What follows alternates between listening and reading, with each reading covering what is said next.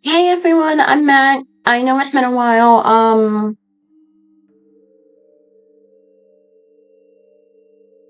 That was weird. But yeah, I know I haven't done a video in a while, and the next place you're gonna see me is if I don't do a video between now and then, I will not be here. I will be somewhere else.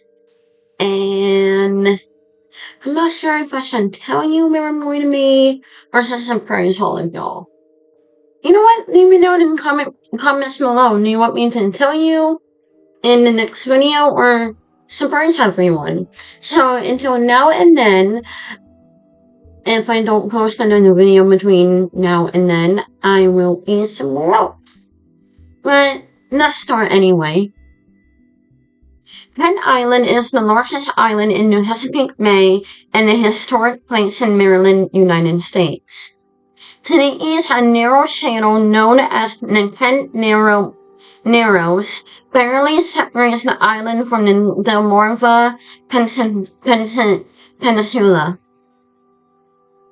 And on the other side, the island is separated from Sandy Point, an area near Annapolis, by the roughly 4 miles of water.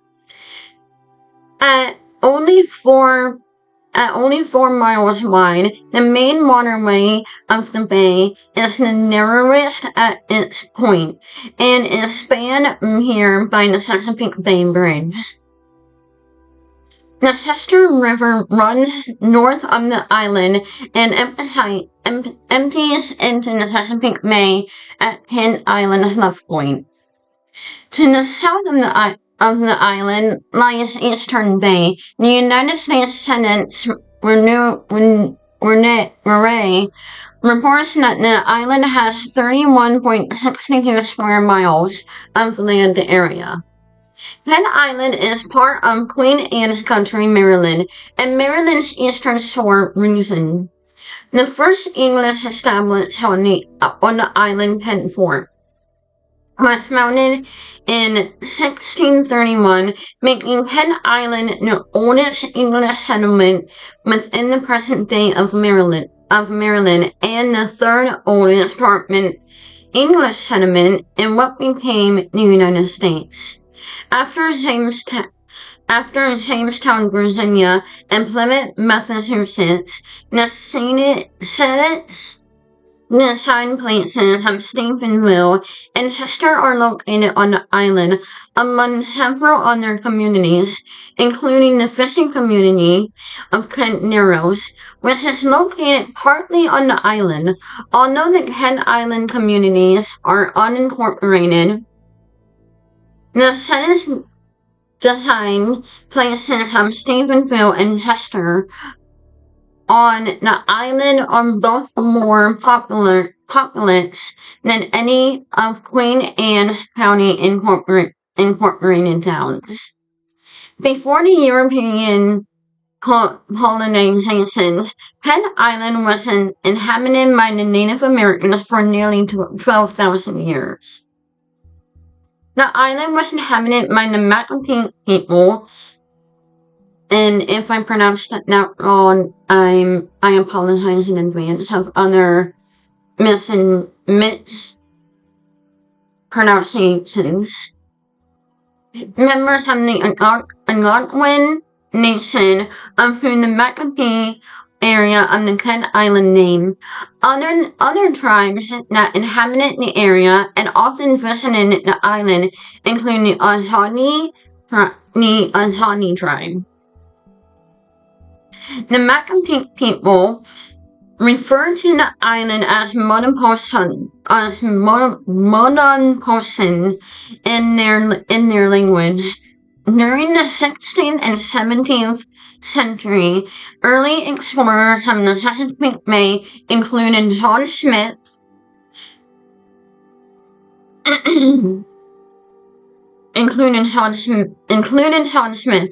who centuries early who had named the area Winston Isles, where the first European to see St. Kent Island. However, it wasn't until August 1631 that the island became the English settlement. At that time, William Tailbone, a resident of Jamestown, Virginia, founded the settlement near the southern end of the island for the purpose of trading with Native Americans and named the island the Isle of Kent. After his birthplace of Kent, England, I really need to stop pausing in sentences and read it before it. Yeah. The settlement burned down in the winter of 1631 to 32, but it was quickly rebuilt. And in 1634, the settlement included Greenwich Mill, courthouse, and training station. Following the formation of the province of Maryland, Tailbone continued to recognize the island as part of his home of Virginia, while Silas Calvert, second mayor in Baltimore, recognizing it as part of the Maryland. Tailbone was forced from and returned to the island twice before leaving permanently in 1658. The effectively ending the dispute. Virginia's official claims to the island, however, continued until 1776. During the War of 1812, the island was occupied by the British forces from the 102 Regiment of Foot and the Royal Marines. The island was used as a base for naval forces under the command of Rear Admiral George. I'm sorry, but his last name, Cockburn. I really need to grow up in my brain. The island had a population of enslaved black people, but because some British commanders were willing to offer the enslaved people an opportunity to escape the United States or enlist in the British Armed Forces. Individuals enslaved on Kent Island used the British presence to secure their freedom. Until the early 19th century, Kent was used almost entirely for farming of tobacco and corn. However, that ended due to the delimitation of nourishment-rich soil as the result of the lack of crops rotating and poor farming practices. The island's economy went to change around the time of the Industrial Revolution. In 1850, the township Stevenson was founded after the sale of farms owned by James and Charles Stevenson, and prospered as a major hub for the steamboat travel across the Chesapeake Bay. Stephenville was also home to the railroad station known as Stevensville Train Depot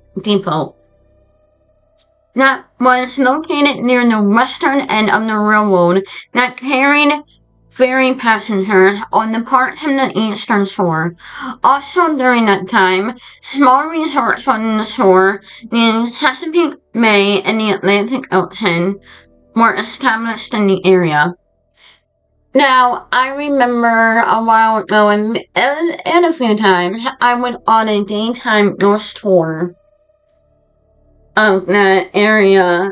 Well, probably not that area in particular, but I was on the eastern shore, and it was creepy, even during the day. I mean, I know haunting is haunting, and whatever, but I was just like, I'm loving this.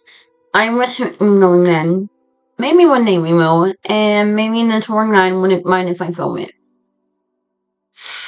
That's a resort of love, except, except, existed at Love Point, the north of Stevensville. Farming returned to the economy in the 19th and 20th centuries, while the farmers growing crops, including corn, wheat, berries, and melons.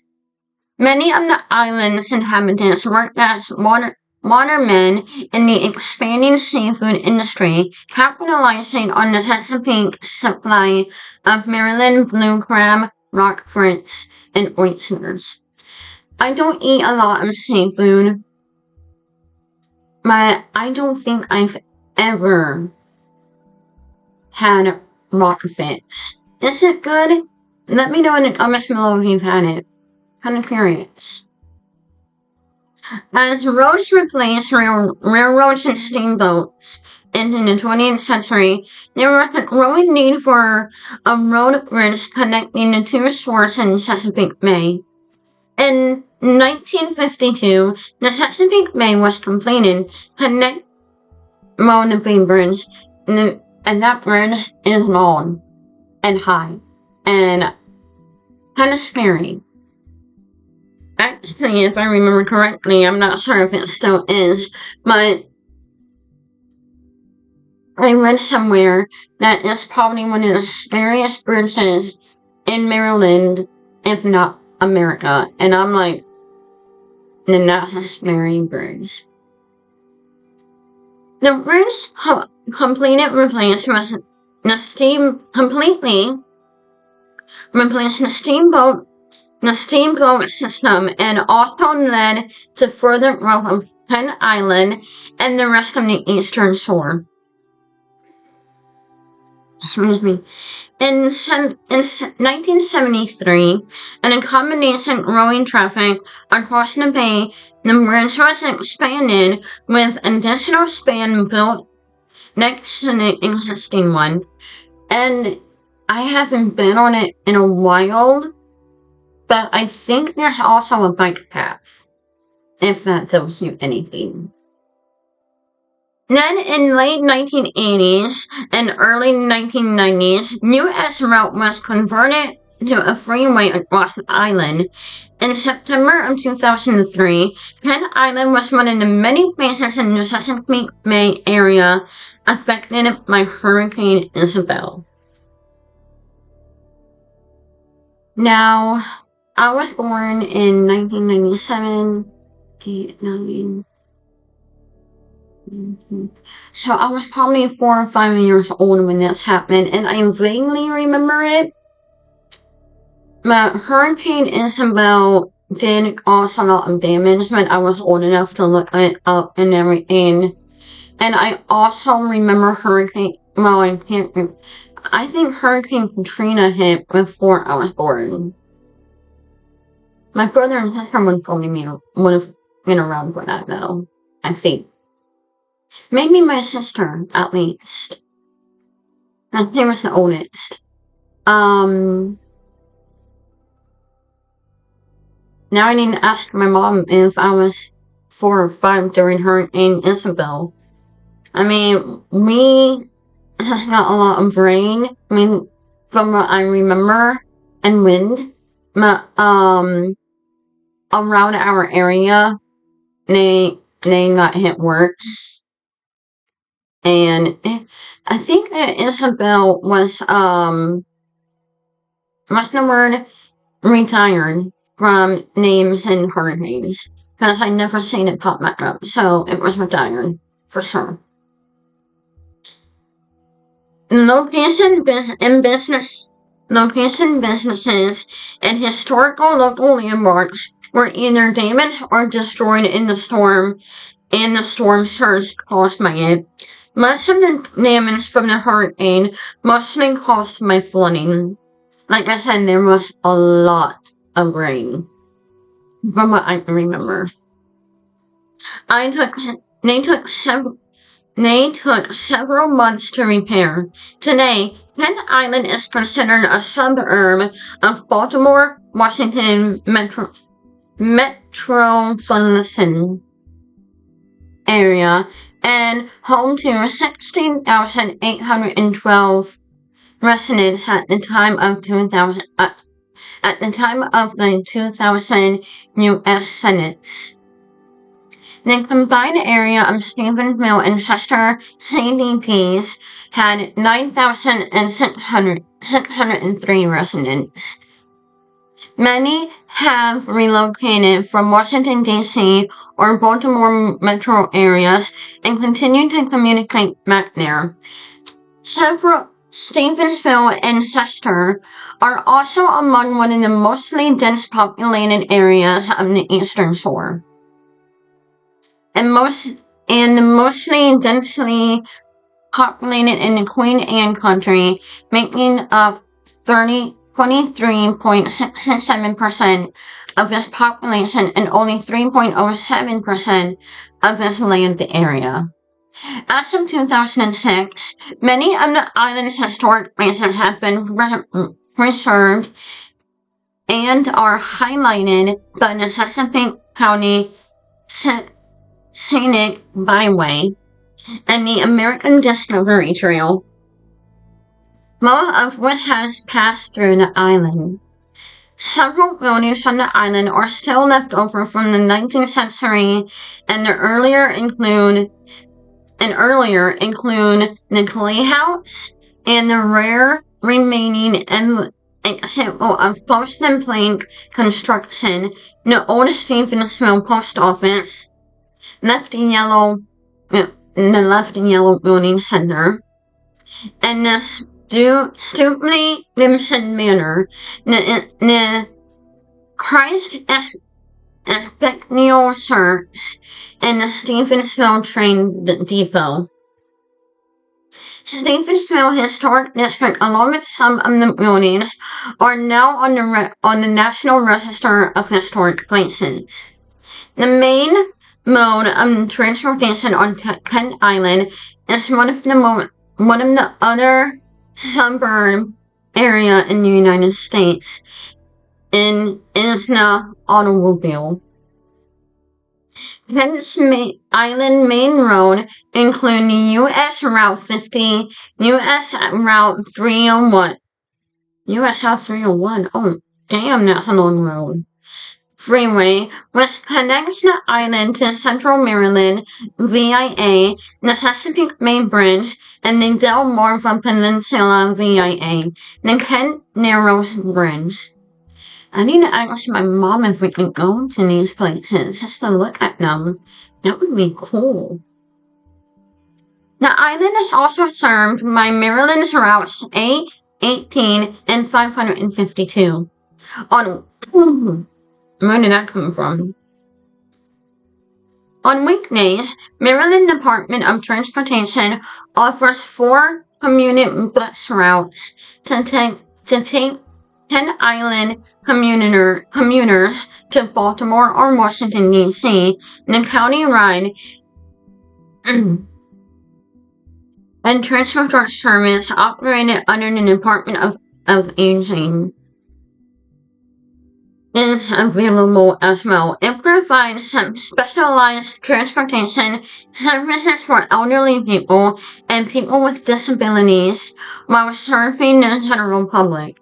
It travels through Raysonville, Easton, Centerville, Annapolis, and other towns. I've probably been on it without even knowing. I need to ask my mom that. It also provides some door-to-door rides with minimum of 2-day notice. The original section of the Cross Island Trail, a walking and biking trail on Penn Island, was built in the 1990s.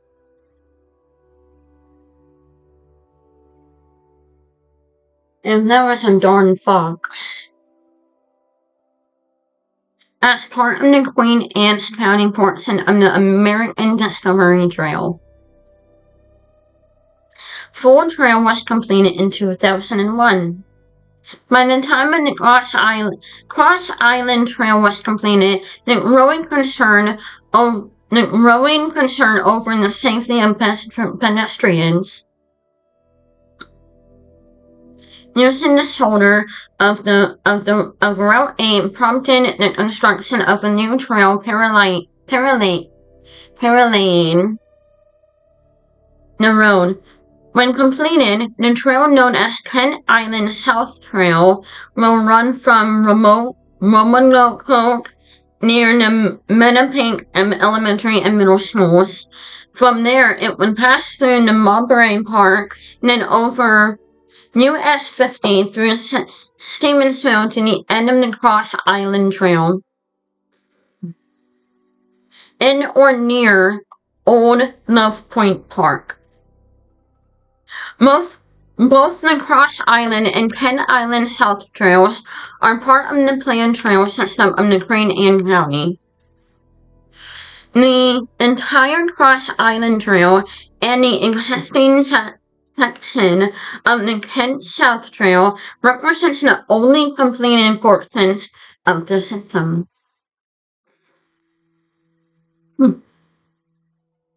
Access to Annapolis is available by the MTA commuter bus system service route 210. Weekday services are maintained weekends at 5:30 a.m. and the last bus to leave Washington departs at 6:48 p.m. Also, access to Washington, D.C. is available via MTA commuter bus service route 240 and 250. Weekday services to the mainland weekend at 5 a.m. for the route 240 and 4:45 a.m. and the route for 250. And the last bus to leave Washington departs at 7:28 p.m. for route 240 and 7:08 for route 250. Local airports on the island serve as another type of connection to the mainland. The largest is the Bay Bridge Airport. I've been here for 29 years. There's a Bay Bridge Airport.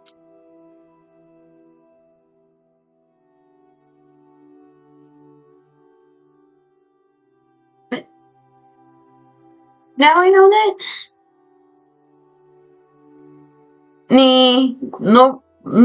Located near the Chesapeake Bay Bridge. For the construction of the Bay Bridge, ferry services connecting the island directly to Baltimore, Annapolis, and small peninsula on St. Michael's is located. Some of the piers that were used as part of the ferry service are still used for fishing. Into the 1930s, the Baltimore and Eastern Railroad operated passenger service from Love Point onto the northern extreme of the island, east to Queenstown, Easton, Hurlock, as well as Salisbury Union Station, Ocean City, Maryland, Berlin, and not Maryland over there. There is a Berlin in Maryland. And Delmar, Delaware. However, passenger services was terminated by 1938. Kent Island, Maryland is a hotbed for paranormal activity with haunted hotspots stretching across the Chesapeake Bay. The most famous local lesson featured the 19th century specter Phantom Horseman and marshland cryptids that continue to intrude both history buffs and ghost hunters alike. One of the most heavily documented haunted sites on the island is the historic Kent Manor Inn. Alexander Thompson, the inn was believed to be haunted by the former President Alexander Thompson. Guest and staff have repeatedly reported seeing his apparition riding a white horse down the road, walking the grounds. Room number 210, Thompson died on the property down the road and walking died on the property in 1873. And his spirit is most active in room 210. Guests have reported the eerie lights, disembodied footsteps, doors opening and closing on their own, and the phantom smell of pipe tobacco. Located on Mattapax Road, the Chesapeake Bay Environmental Center is notoriously active after dark. Employees and paranormal investigators using spirit boxes have reported hearing strange noise and humming inside the center buildings, as well as an inexplicable footsteps and shadow figures at night. A long-running coastal retreat, Camp Wright, is infamous for eerie nighttime phenomenon, unexplained cold spots, and sightings of apparitions in the woods and the cabin rafters. Lesson often tells a tragic tale of White Lady who died in a well, making occasional appearances on the campgrounds. When I read this online, I'm sorry for the way that she died, but I immediately thought of The Ring. I've never seen it yet, but I immediately thought of The Ring. I mean, Lady in White, White Lady in White, however you want to see it. But I'm just like, this is The Ring. Beyond the buildings, the island is rich in reasonable maritime folklore. The Headless Horseman is one of them. And not the Headless Horseman in Washington State. Clearly we have one too. Local Route 8 lore and abandoned areas of the lost town of Broad Creek feature frequent sightings of a Headless Horseman roaming around the dark back roads. And people have also seen Will-O-Wisps. Strange dancing March lights have been documented hovering over the water, particularly near Love Point. And the last one, Jessie. Throughout the 1980s, the water surrounding Pet Island was focal point sightings of a massive 20 to 40 foot sea serpent named Jessie. And when I read this, I immediately thought of Maryland's own Loch Ness Monster. Yes, I know the Loch Ness Monster is very controversial on many paranormal investigators, scientists, and guests alike. And I want to go to Scotland in the UK. So man, I'm not sure if I mentioned that. But yeah, with all these creepy stuff going on over on Kent Island.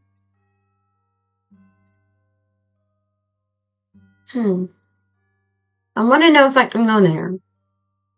But anyway, thank you guys for watching my channel and videos. Please remember to like, comment, and subscribe. And as always, I am Haunted Girl, and I'll speak to you later. And remember, comment if you want me to tell you the surprise coming up, or just mention it in another video. But the paranormal is my nightmare. I mean, the paranormal is my playground. And until next time, pleasant dreams.